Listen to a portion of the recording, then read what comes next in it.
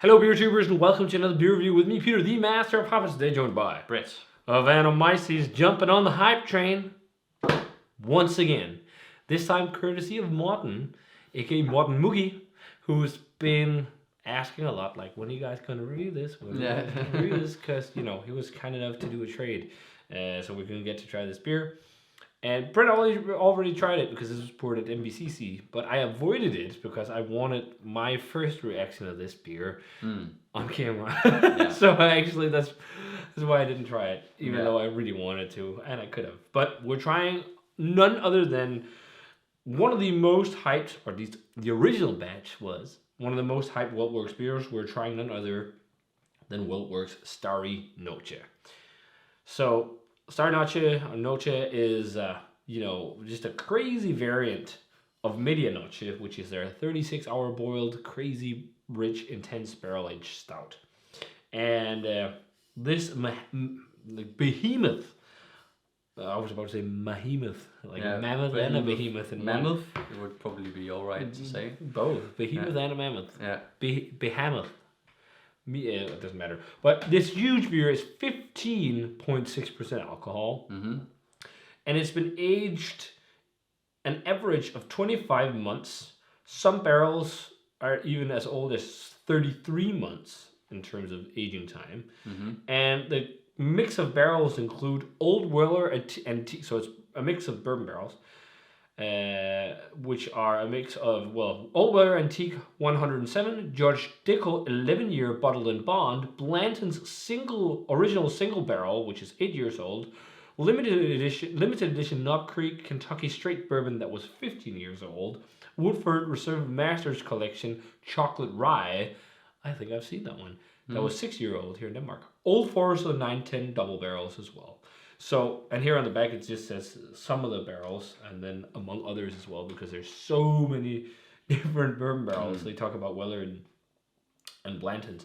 But after that, they condition on raw coconut and toasted coconut. And it's 3 pounds per gallon of beer, which is just pure insanity. And then they finished on toasted hazelnut. Yeah. A lot of people, of course, said that batch one's better. Yeah. It still has over a 4.5 on average on Untapped, whereas the old one and a lot more ratings. Yeah, I think so. And the old one was 4.8 something. Yeah. But I don't know. I doubt that the first batch is that much better. The people at WeldWerks like this as much as the original batch. So this is just a crazy beer, and you could smell this as soon as I popped it. And as you can see, it just looks like it looks like a sauce, like a stout sauce. I mean, it's borderline. It's not as vulgar as it's pretty fucking vulgar, but it's not as vulgar as the Frappuccino thing, because that poured out like from the Veil. Yeah, that poured out like I don't also know, like a sauce. But it was thicker, even thicker. Sauce. It was thicker than this. But also the Explorer from Anchorage was also fucking vulgar. Yeah. Like probably more than this. It looked really vulgar in the glass. I think this is going to be vulgar. Like this is going to be crazy, extreme, over the top pastry beer. Yeah. But with real ingredients, and it has that just like crazy intense black color. Yeah. It like when you swirl it around the glass, it looks like fucking soy sauce. And you can see the coconut is slowly staining to the glass when you swirl it. Yeah. Yeah, for sure. So it has that oil and fat. Yeah. And like when you swirl it, the sides, the stuff that's coating the sides, it just really looks like it looks like soy sauce. It looks like a glass of soy sauce. Yeah. It's definitely not a pretty beer, but yeah. Morten, thank you so much. Let's check out the aroma.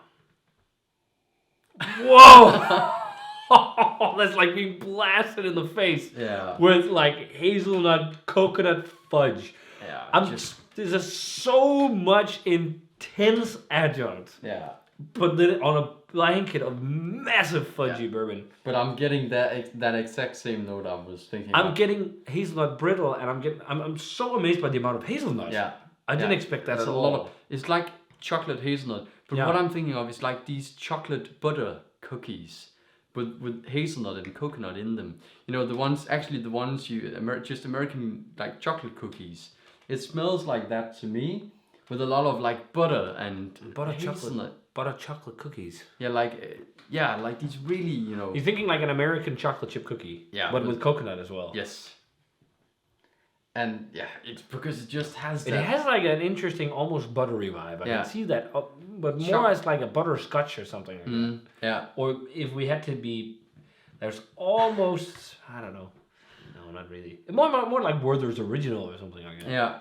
There's definitely this like chocolate, But I see American there's chocolate cookie I can with s- butter and. There is definitely like a little bit like a chocolate, like a classic American chocolate cookie, but not a homemade one, like a store bought, whatever, cheaper end. Yes. Like the ones you can get in Aldi in Denmark. Yeah. Kind of like something like that. Yeah. Because it also smells a bit sugary.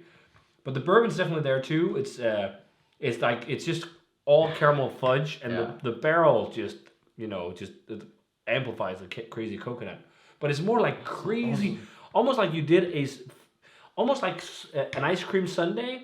Yeah. Because there's vanilla, I'm getting vibes of that too, but with almost if you did like a coconut caramel sauce. Yeah. Like you can get the caramel sauce. But it's so extreme and crazy. I'm Yeah, also it's getting nuts. getting a bit of like a spicy thing underneath, like slightly like spice rye barrel. But there's no rye barrels in it. Okay. So, but that could just be from the I'm base. just getting something that's. There is some spice. Sure. I'm also getting. Maybe it's just a bit of char. The more I'm smelling it, do you know what it also reminds me of? Bonesvia. Yeah. Yeah. That's true. The goo on a Bonesvia. Yes. Yes. Because that's a butter caramel kind of mix. Yeah. But there's brown. definitely It's basically this kind of butter chocolate caramel Yeah. thing about it. What's interesting, I totally fucking Bonesvia. Yeah. Totally Bonesvia. Yeah. Like it's that.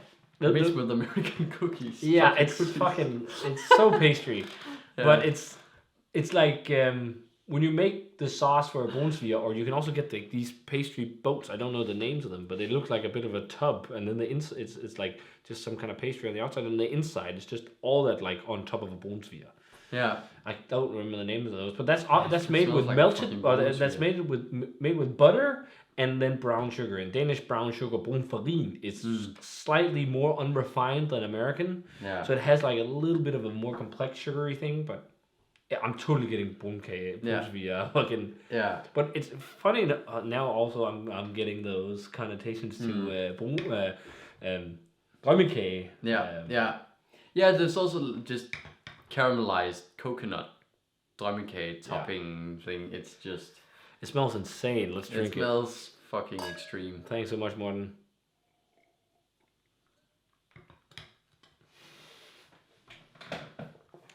That's absurdly drinkable for a 16% beer. But fuck, that is intense. Yeah. It's such a... There's so much drømmekage topping on this. Yeah. It's So more much into that, on and the then flavor. with a slightly cleaner chocolate flavor. It's almost like you did like a chocolate hazelnut drømmekage vibe. Yeah. There's and it's also crazy sweet, like, and oily, really oily and fatty and rich. So decadent. It's basically stout sauce. It's not, it feels just like an oily sauce kind of. But it feels like the coconut is giving more mouthfeel than other medianoches because of all that oil and fat. Because it's almost like if you emulsify fat in stocks and soups to make them creamy, it's almost like that. Yeah. Like it's emulsified with fat. At first, I was about to say I'm not really getting much barrel, but there's definitely barrel on the back end. It has this. And flavor, but because there's so much adjunct, you're not getting like fine tones of different charry wood profiles. It's pretty much crazy fudgy bourbon profile, and I think you could probably end out with just as good result because it's so vulgar in the adjunct department, just using one of the types of barrels they've done in the blend, baby. Because it's so vulgar on adjuncts. It's extreme. Like this is really extreme beer. It's fucking marvelous though. Yeah.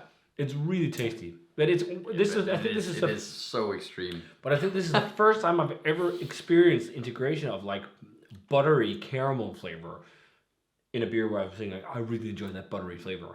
But I think it's because I'm just associating it with all these desserts. Yeah. It is, as you say, like drømmekage or brunsviger. Also, again, to me, this slightly like American chocolate cookie butter chocolate cookie Just thing. pre-made, store-bought cookies. Yeah. Yeah, or just the ones you can buy in 7-Eleven. Like those, they have the same kind of aroma at least as. It's so much like there's also lots of like brownie batter, but there's some really on the aftertaste sitting with. Funny enough, the coconut disappeared first, and what lingers on the aftertaste is hazelnut. But you're also sitting with a lot of hefty roast, but it's really balanced out by all the adjunct in barrel. That oily kind of fatty. It feels like the texture of it, because it's so oily, almost balances out the roast. But yeah, there's definitely roast. You know, when you wait, you get that hefty. If you've tasted Starry Noche, but just Media Noche before, you sense that roasty umami character is there when you wait. So, for example, now I have mostly like this hazelnutty, like roasted burnt hazelnut flavor along with like maybe a slight tobacco licorice-esque thing. And also really dark chocolate. Yeah, it's really dark chocolate. But if you just wait for a long time, because there's so much aftertaste. There's so much of that drømmekage, brunkage, brunsviger craziness. If you never had those pastries, try and I can put the names and annotations on the video so you can see what it is. Yeah. But this is crazy, vulgar, over the top beer. Like I can't see pastry stout going further than this, besides just opening a bottle and then an actual pastry falls out. Like you have to smash the bottle and then it's just a pastry drenched in beer. Like this is just the blended pastry. Yeah, this is like the outer limits, I think, of pastry beer. Like if you want to go even further, then you hit that territory as with the Veil, where it was just pouring out like even gloopier than this, and just also Explorer and stuff like that. Like this is on the edge of being too much for its own good. Yeah. And I'll actually say I think I liked something like Old Elk equally to this, and I will definitely rather drink Symphonize over this. But it's wonderful. It's a fantastic drink. It's still a world class beverage. But it just the problem with it is that it just tastes so good, but it's so extreme and doesn't have it like it. Yeah, it's drinkable, quite drinkable for how extreme the flavor profile is. Totally. But it's not drinkable in its own sense, you know. No. But none of these beers, they're this extreme. No, they aren't made for drinkability or like. They're made for popping and sharing, and people going, "I was like, fuck, this is insane. This is crazy." Having, a small pour. So instead, we're splitting this two people, but we needed to crack it. One has been saying, "Please crack it soon," so we're cracking it. But it's exactly as I remember it at MBCC. I'm thinking, if I remember correctly, I think it was 97 we Old Elk, wasn't it? Yeah. Was it 96? No, 97. Because then I'll say a small 97 to this, and then maybe the big 97 to Old Elk. Because it's not a Hunnits beer for me. Because I think as an impression beer, it could be. But subjectively right now, I'm loving it. But I think it's also borderline too much. Yeah. It's just such a weird thing to drink, because the level of enjoyment from like the individual sips are so high. But I would never want to drink a whole bottle of this. The interesting thing about this is like the level of enjoyment maybe actually goes down the more you drink it a little bit. Yeah, and that's why you want these as impression beers and sharing beers. Yeah, if you solo dump this, man, it would take like a long time. I think. Yeah, it could be done. Anything can be done, but I wouldn't. It's also more fun to share stuff like this. Like, Yeah. What do you think in terms of grade? Yeah, low 97, small 97. Yeah. I think that's fair compared to. But I think a lot of people who drank this are gonna go full hundreds because of all the craziness going on. And it's the whoa, craft beer's blowing my mind experience. It doesn't have to be that all the time. It can also be, wow, this is so well balanced. Wow, this is so drinkable. Like all these things. But this is still, what people think of when they think craft beer. It's keep seeking out things like this. And I think for a lot of people, eventually you're going to hit a point where it's like, okay, it's getting too much. I've been drinking enough chocolate sauce and syrup or smoothies in a glass. Yeah. I don't know. Yeah. Man. Let's wrap it up there. Yes. Almost 20 minutes. Yeah. Dope stuff. Get it. Yes. Trade for it. Yes.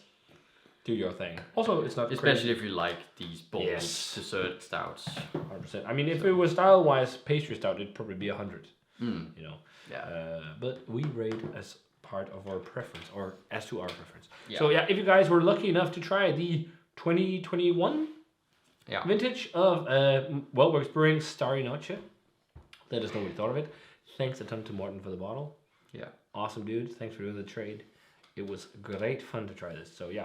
If you guys were lucky enough to try this bad boy, let us know. As always, remember to comment, subscribe, check out the Facebook fan page and Twitter and Instagram. Give this video a thumbs up if you enjoyed it, and ring the bell for future notifications about videos. And we're going to say cheers and stout sauce. Yeah. And see you guys in another beer review.